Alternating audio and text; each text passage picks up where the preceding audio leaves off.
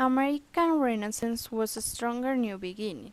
It was a period from 1830s until the end of the American Civil War.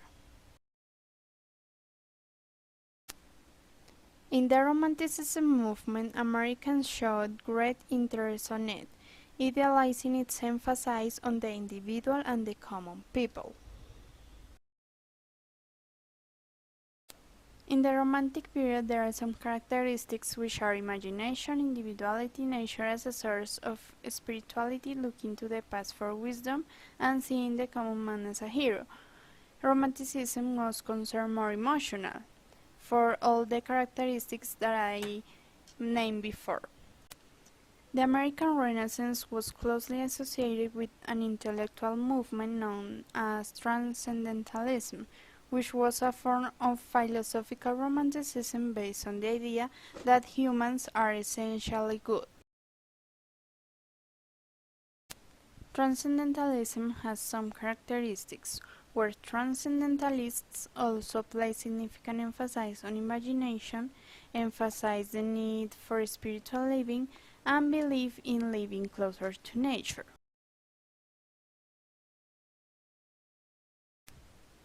Now I'm gonna talk about the Civil War. This war started because of uncompromising differences between the free and slave states over the power of national government to prohibit slavery in territories that hadn't become states. This war was between the Union, which was in the north of the United States, and the Confederates, which was in the south of the United States. When Abraham Lincoln won the election in 1860 as the first Republican president on a platform committing to keep slavery out of the territories, 7 slave states in the Deep South seceded and formed a new nation, which was called the Confederate States of America. The Civil War's causes were that many people were agree with slavery. On the other hand, the North's economy focused on finance and manufacturing, while the South specialized in agricultural trade. Northern and southern states were developing different lifestyles cultures. The main battles in the Civil War were the Fort Sumter in 1861, where Major Robert of the United States Army had moved his troops to the base because he feared a Confederate attack. 1 Confederate soldier and 4 Union soldiers were killed in the battle. The other battle was the War at Sea. This one took place over 2 days, and the Virginia destroyed many of the Union's wooden ships.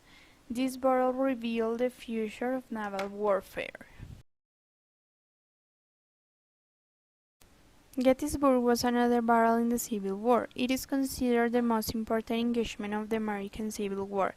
In here, the General Lee marched his army of Northern Virginia into Pennsylvania in 1863. Lee planned several attacks, including attacks at Peach Orchard and Devil's Den. After this, the Union Army fought back, repelling Confederate attacks and sending them back to Culp's Hill. Lee was relentless and sent his army back into battle, but to no avail.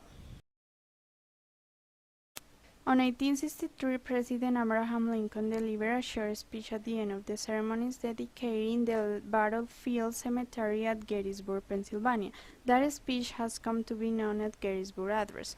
In it, Lincoln paid tribute to the Union soldiers who sacrificed their lives for union and equality.